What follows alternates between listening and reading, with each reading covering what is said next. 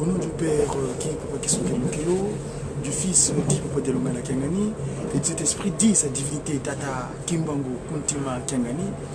Mes chers amis, comme d'habitude, comme lieu de pratique dans le cadre de cette mission qui consiste à évangéliser divinement pour une inspiration qui est donc issue de Tata Kimbangu dans une activité.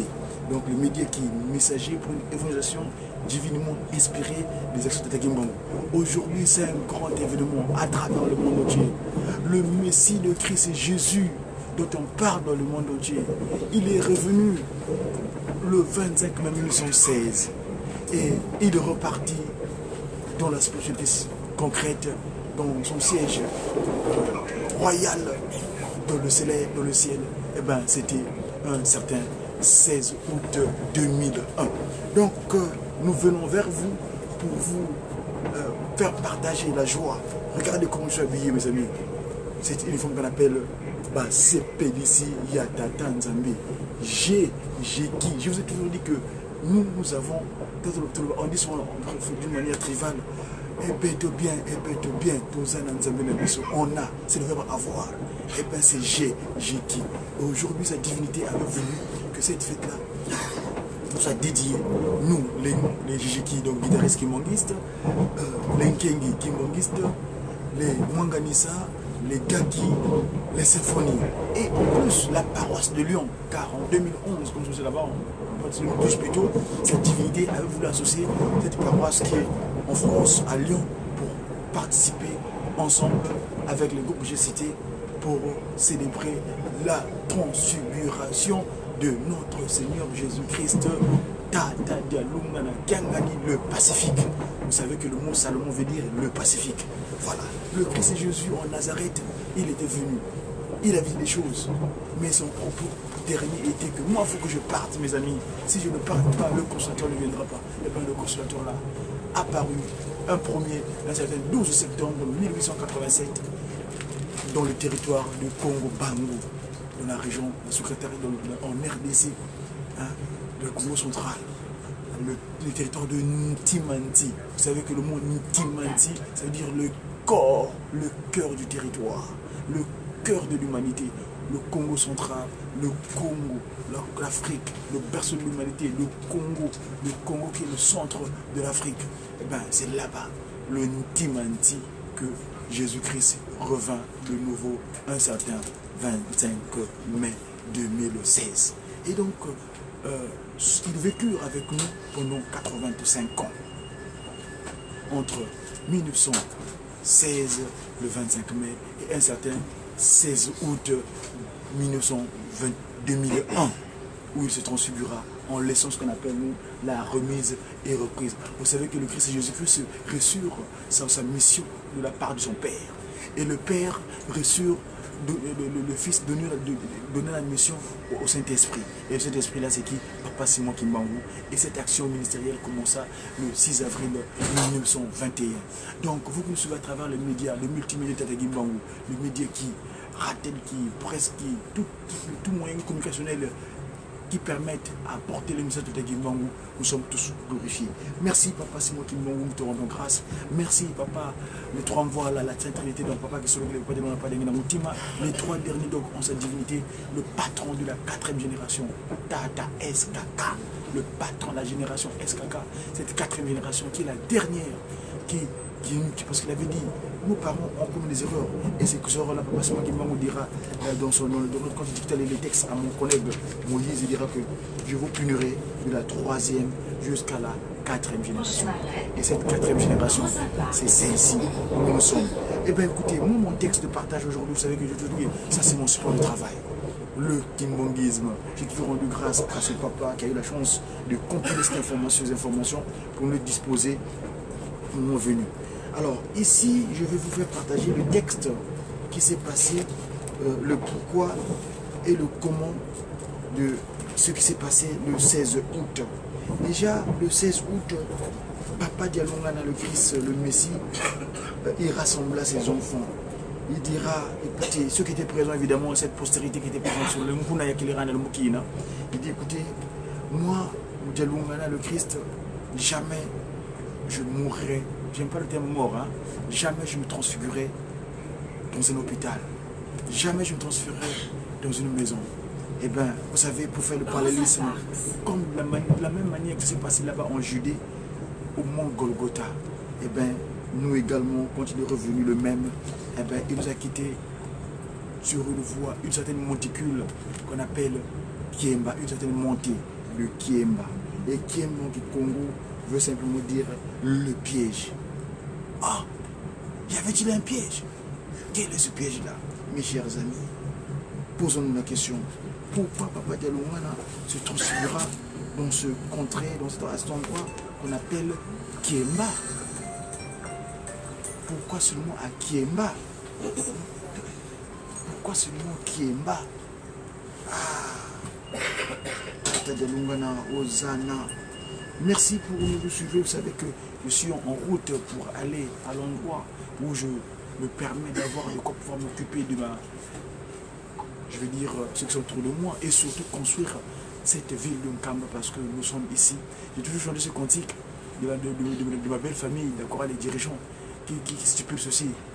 Toi, Isa Munza, Musalo Kiatata, Kimbangu, Musiandama, Musalo Kiyo, si toi Baki l'enseigne, Asimpangi, nous ici là, on est venu sur terre pour l'activité, le travail en action de Tata Kimbangu.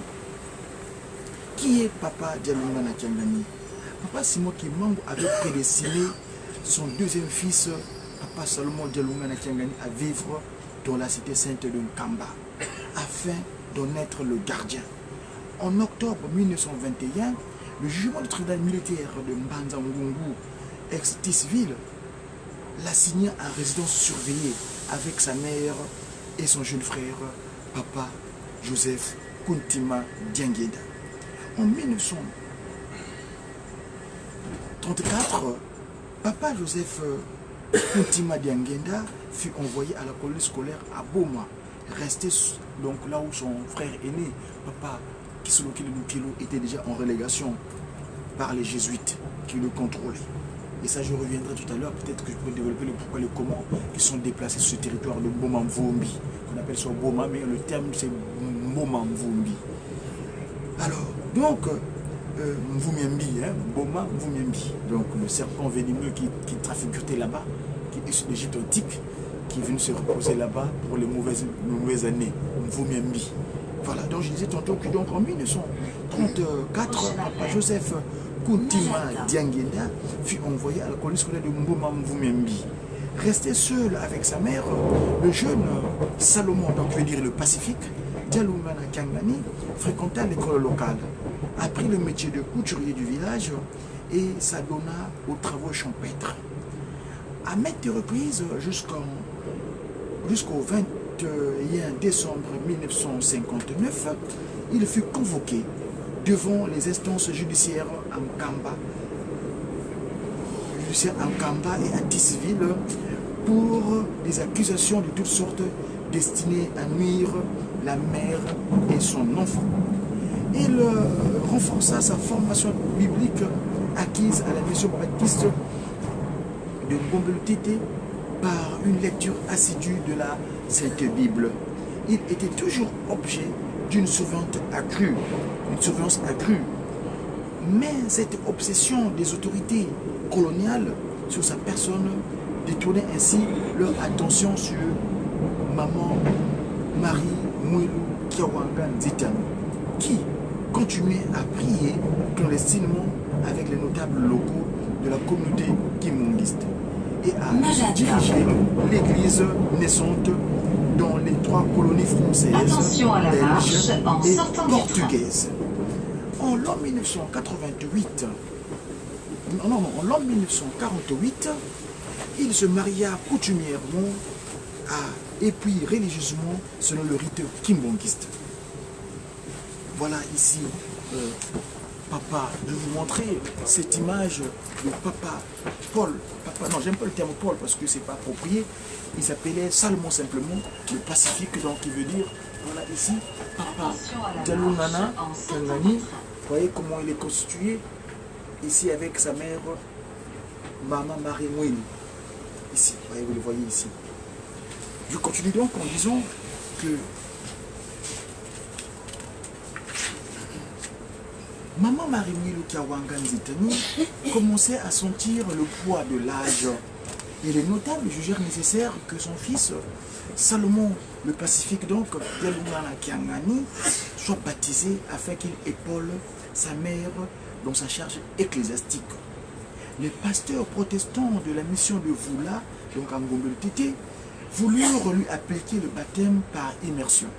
Or, Jean-Baptiste avait témoigné et dit, je ne le connais pas, mais celui qui m'a envoyé baptiser d'eau, celui-là m'a dit, celui sur qui tu verras l'Esprit descendre et s'arrêter, c'est celui qui baptise du Saint-Esprit.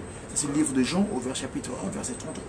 C'est ainsi que les notables décidèrent que Papa le Pacifique, donc Salomon Dialungana Kiangani, allait plutôt recevoir le baptême kimbongiste, qui était le baptême par imposition des mains, autrement appelé le baptême du Saint-Esprit. En l'an 1949, Papa le Pacifique, donc Salomon Dialungana Kiangani, devint le premier kimbongiste qui fut baptisé spirituellement. Les 8 officiants de cette cérémonie furent, donc pour votre information, c'est Papa Alphonse Kinyuka Ntiabanfumu du village Lukengo, Papa David Mfuka du village Mandombe dans la colonie française, donc on appelle actuellement le Congo Brazzaville, mais je n'ai pas le terme plutôt, excusez-moi, je le qualifie souvent du Congo Manza Kimbangu, donc les pieds de Tata Kimbangu. Et Papa Pierre Diantouka du village Kiana, Papa Jean Moukoko du village Mansangu, Papa Samuel Mungu du village Malanta, Papa Nathaël Lou Nkotela de Tissiville, donc Banzangungu, Papa Philippe Nkunku du village Boko, dans la colonie française, donc Congo Mbanza Kimbangu, ex-Brazzaville, et Papa Nongala Kondo de Banzangungu, donc Tissiville. Voilà ici, mes chers amis qui me suivaient, en tout cas on vous remercie en passant, que voilà comment s'est passée cette cérémonie baptismale du premier kimbongiste. Hein? Vous voyez, cette institution mise en place depuis le 6 avril 1921, ici donc en l'an 1949, Papa Dialungana Kiangani reçut le premier baptême. Donc il fut le premier kimbongiste.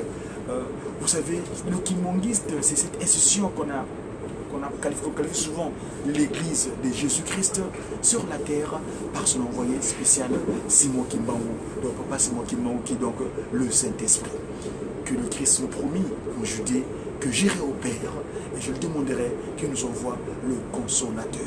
Et bien ce Consolateur se manifesta physiquement le 12 septembre 1887 et il commença son action ministérielle de dire la vérité du Christ et Jésus en disant la vérité et à vouloir et à restaurer l'humanité dans son état premier. Car si vous lisez les textes qui régissent cette institution, il est stipulé dans son article 4 que cette institution a pour but de restaurer l'humanité dans son état premier. Voilà ce que je tenais à vous dire. Je vais continuer tout à l'heure si Papa Simon Kimbangu, sa divinité, Tata Kimbangu Kiangani me le permet. Car ici, j'arrive à Saint-Lazare, date de ma correspondance pour me rendre à l'endroit pécuniaire. Vous savez qu'aujourd'hui, tous les kimbongistes sont appelés à être ensemble. En termes de Jérusalem, déjà que la cloche a déjà sonné là-bas. Les guitaristes, tous mes amis kimbongistes, tous mes amis guitaristes, car nous sommes des G. J'ai sa divinité, Tata Kimbangu, Kuntima, Kiangani, l'homme 3K. Congo RDC, son abdomen, le Congo la tête, Banza Congo l'Angola et le Congo RC, Congo dit Banza Kimbangu ex-BZV. C'était Dia Congo, comment ça demande. Une fois de plus, une très bonne journée, la bonne journée du 16 août 2018. 17e anniversaire depuis la transfiguration de notre Seigneur Jésus-Christ. A tout à l'heure, mes amis. Je vous aime bien. À très bientôt. J'ai qui, une fois de plus, sa dignité, pas seulement mon nom. À très bientôt. Au revoir. Tiens, j'étais surpris de croiser mon grand frère ce matin. Très bientôt. Au revoir.